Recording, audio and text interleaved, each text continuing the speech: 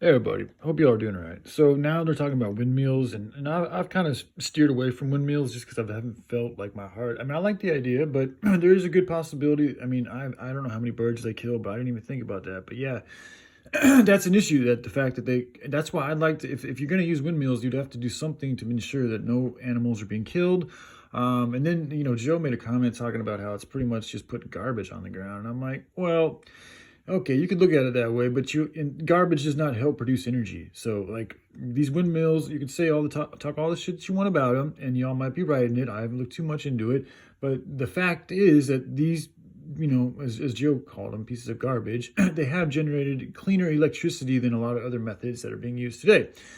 Um, So I mean, just again, doing it like calling them garbage. I mean, it's just not accurate. Like it's not garbage. Garbage is literally waste being thrown on the ground with no other purpose, and it's something that's been discarded and already used. These windmills have served a purpose, and they've produced a lot of energy, and who knows how much of that energy saved other life forms from being killed because all that fossil fuel and all that shit, like every ounce of oil that gets sold, there is attachment of plastic along with it. So it's like not only is it fucking up the environment with the CO2, it's also fucking up the environment with the plastic that's produced from the oil. So like windmills, they've done their part in diverting some of the need of energy from the fossil fuels and the oils and the power plants that those fuel. And instead of using those oils in ways of getting power, they've used the wind machines. So, I mean, to hate them like that, I think is a little bit of an exaggeration and unfair to the windmills in general.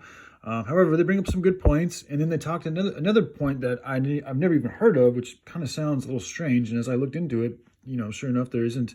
This is the first website I've seen, so I got to look at other ones to be all fair. But from my mindset, it's hard for me to imagine. So they're saying that the windmills are causing the whales to beach themselves, and it's like, hold on a second. You're saying that those windmills, first of all, they've got to. That means what about the vibration? Because it's supposed to be the vibration of these windmills, the sounds, the vibration that they make and that they cause is what's luring these whales to beach themselves because it's driving them crazy. That's what President Trump just said on Joe Rogan yesterday. And okay, first of all, that means that the windmills and the vibration that they cause would have to overpower the whole, like the cities. Like there's whole cities right on the side of the ocean. You don't think that's going to cause more of a nuisance or an irritation or a possible distraction than these windmills, which a lot of the times the windmills aren't even on the coast. They're like in the middle of deserts and shit. Because I lived in Phoenix. I've gone back and forth between Phoenix and California many times in that drive. People who've done it know you go through a patch of fucking desert where there's just Windmill Valley. And there's windmills all over the place. And it's like at least 100 miles away from the ocean, probably more. So I find it hard to believe that it's the windmills that are causing the whales to beach themselves. And then sure enough, this is from the BBC, which is, I don't know if it's not the most reliable source for information, but anyways, but they bring up a point right here is that this is something that's factual. I'm pretty sure they wouldn't lie about this because it's blatantly obvious. So they say many other areas with high number of wind farms have not seen an increase in whale mortality. For example, the UK is home to the world's 4 largest wind farms, but no humpback whale strandings have been conclusively linked to the impact of those farms. So there's no known links between recent large whale mortality rates and offshore wind surveys, but that doesn't mean building wind farms comes at no cost for natural habitats. Before offshore wind farms are built, the ocean floor needs to be surveyed. Oh, so they I didn't even know this. Okay, well, that's different. If they're putting windmills in the ocean, then that's going to be a fucking issue. Okay, so yeah.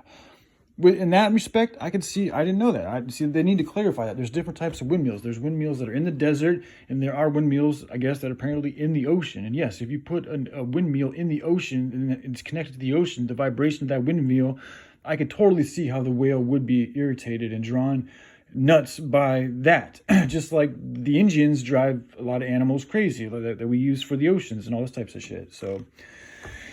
But anyways, and again, like the water, the energy, the hydro, if you guys look into power, I hope they go into it. I haven't, I stopped the video to make this video, but hydroelectric power is, I think it powers 40% of the U.S.'s power needs. So it's like, that's a huge source of power that is not talked about very much. And there's more that you can do with it, which I've already shown. I think some of the ideas that I presented are relatively possible, So anyways, all right, I love you all. Take care. Bye.